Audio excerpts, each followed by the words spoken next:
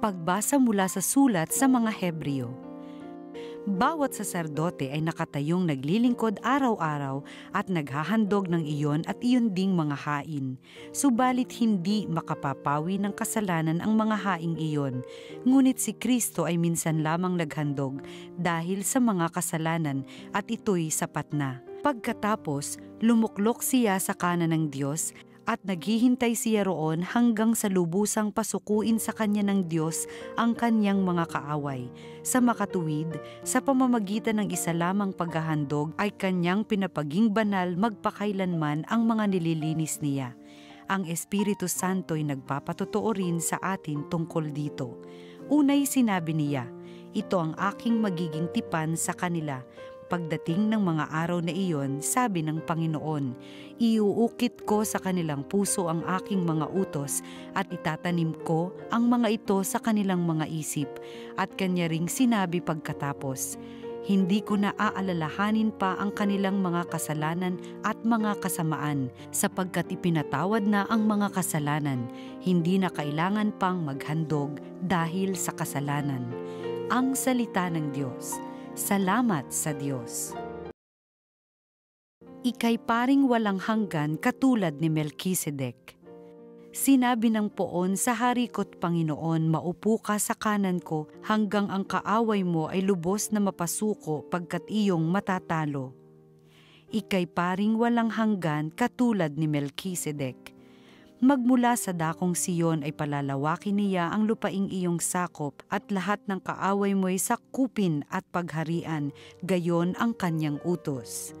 Ika'y paring walang hanggan katulad ni Melkisedek. Sasamahan ka ng madla kung dumating ang panahong lusubin ka ng kaaway. Magmula sa mga bundok, lalabas at sasamahan ka ng mga kabataan. Ika'y paring walang hanggan katulad ni Melkisedek. Panginooy may pangako na ito'y tiyak mangyayari, ganito ang kanyang saysay. Katulad ni Melkisedek, gagawin kang saserdote na hindi na wawakasan. Ika'y paring walang hanggan katulad ni Melkisedek. Ang mabuting balita ng Panginoon ayon kay San Marcos. Noong panahong iyon, muling nagturo si Jesus sa tabi ng lawa ng Galilea. Pinagkalipumpunan siya ng napakaraming tao, kaya't lumulan siya sa isang bangkang nasa tubig at doon naupo. Ang karamihan na may nasa dalampasigan, nasa gilid na ng tubig, at sila'y tinuruan niya ng maraming bagay sa pamamagitan ng talinghaga. Ganito ang sabi niya, "Pakinggan ninyo ito. May isang magsasaka na lumabas upang maghasik. Sa kanyang paghahasik ay may binhing nalaglag sa daan. Dumating ang mga ibon at tinuka ang mga iyon. May binhi namang nalaglag sa kabatuhan. Agad sumibol ang mga iyon, sapagkat manipis lamang ang lupa doon.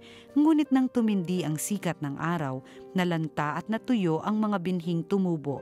Palibhasay walang gaanong ugat. May binhi namang nalaglag sa dawagan. Lumago ang mga dawag at ininis ang mga binhing tumubo, kaya hindi nakapamunga. At may binhing nalaglag sa matabang lupa, at ito'y tumubo, lumago at nag-uhay na mainam.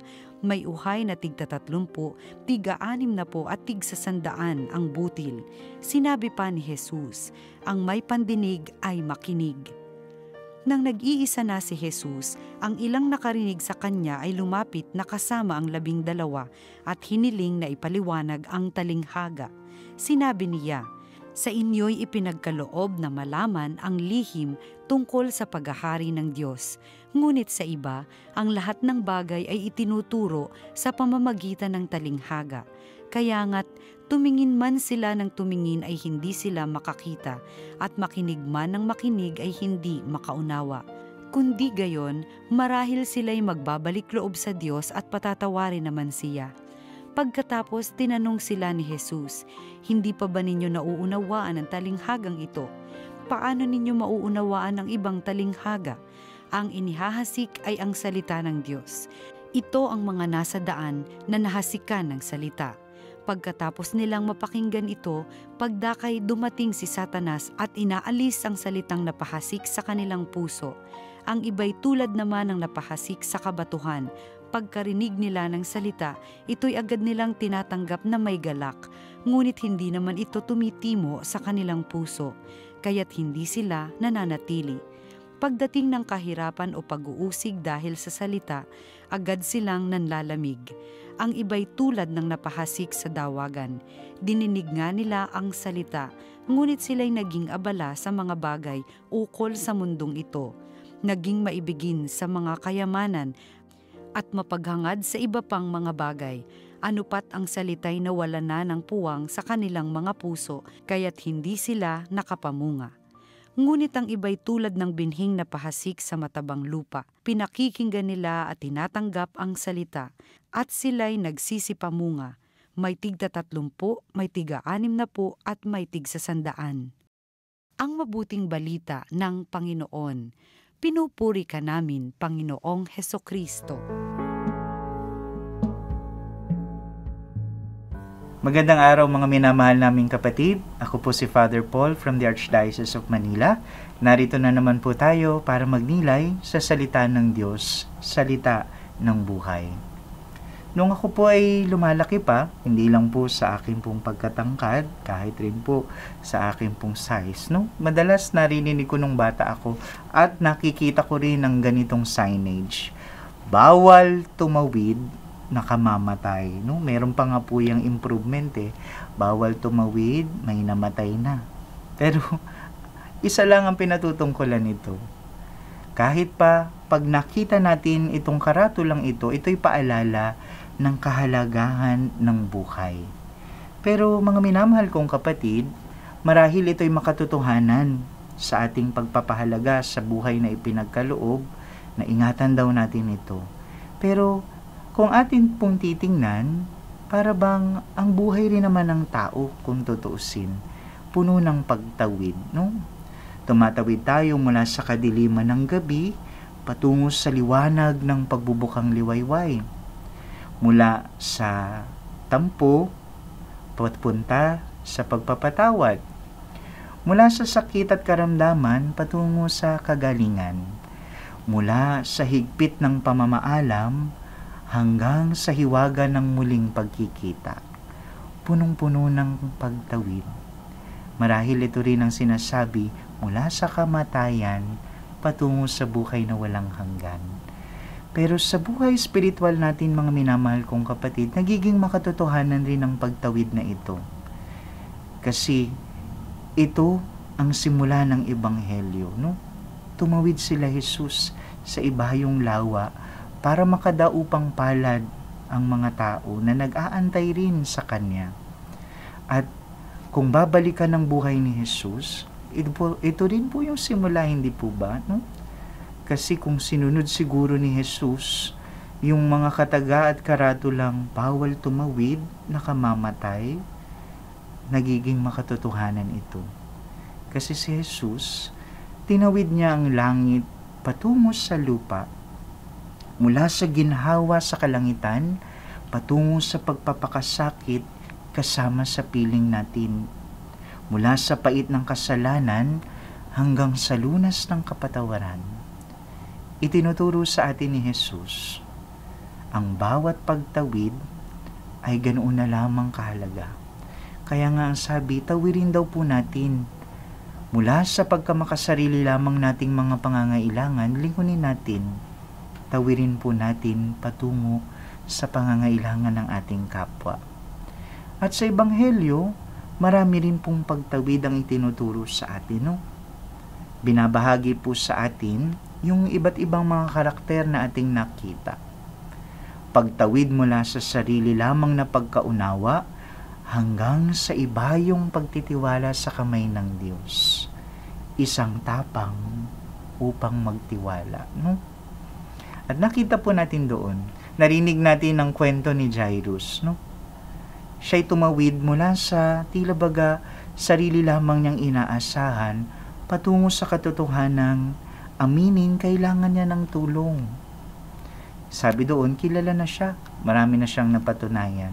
Pero sa paanan ni Jesus, para sa paninikluhod niya sa kanyang minamahal, tinawid niya ang tapang mula sa kanyang pagkamakasarili patungo sa katotohanan ng pangangailangan niya upang ang minamahal niya ay matulungan. Narinig natin sa pagitan ng kwento ring ito yung babaeng dinudugo ng 12 taon, no? Yung tapang bang tawirin ng pagdududa papunta sa pagtitiwala. Kaya nga sabi niya doon, kahit mahawakan ko lamang yung dulo ng kanyang suot, okay na yun. Ganoon kalaki ang pagtitiwala niya, kahit dampi at hamplos lang. At pagkatapos niyang gumaling, bumalik tayo sa storya, no? Sabi doon, nasa pagitan pa lang sila nung nagaganap doon sa babae, mayroon na agad nagsabi, no? Huwag mo nang abalahin pa ang guro, patay na yung bata. Pero ano ang sabi doon? Tinawid ni Jairus yung pagkakataong iyon sa pamamagitan ng tapang na huwag dinggin ang sigaw ng mundo at sumubok mulit-muling tumaya at magtiwala sa kamay ng Diyos. Kaya nga po ang sinasabi doon, dahil sa pagtawid na iyon, mula sa lusak ng pagkahimlay, nakatawid yung kanyang minamahal hanggang sa muling pagtindig dahil may nagtiwala. At kung ating titingnan, di ba ito rin ang paanyaya sa atin, no? Maganda po yung pagkakasalin sa Ingles nung ating unang pagbasa. Ang paalala sa atin sa mga sulat sa Hebreo, no? Focus on Jesus. Sabi nga doon, let us persevere, no? While keeping our eyes fixed on Jesus, no? Consider how He endured such opposition from sinners in order that you may not grow weary and lose heart. No? Sinuong niya yung lahat ng pagdududa kahit mula sa mga makasalanan, no? Para lamang hindi tayo panghinawaan at panghinaan ng ating puso. Kaya nga ang paalala, isip-isipin niyo kung gaano niya tiniis, no? Yung paglabanan, yung mga opinyon ng mga tao para hindi daw tayo manlupaypay upang hinaan ng loob. Mga minamahal kong kapatid, ang tunay na may pananampalataya, may katapangang magtiwala. Hindi lang sa sukat ng nakikita, kung hindi lalo't higit sa sukat ng pagpapala dahil nagpaubaya. No? Marami pa po tayong tatawirin sa buhay natin. At dali nawa tayo ng ating mga karanasan, no? Papalapit sa Diyos at sa ating kapwa. At sa maraming pagtawid na ito, matutunawa tayong magtiwala. No? Let us focus on Jesus. Because at the end of the day, everything will be all right when we are with Him. Mga minamahal kong kapatid, marami pa pong pagtawid. Nawa, kahit sa mga karanasan na tila baga tayo ay nawawalan ng buhay, panghawakan natin. Ang pagtawid, hindi parating nakamamatay. Lalo't higit, may tapang tayong magtiwala sa Kanya na tinawid ang lahat para tayo'y magkaroon ng walang hanggang buhay.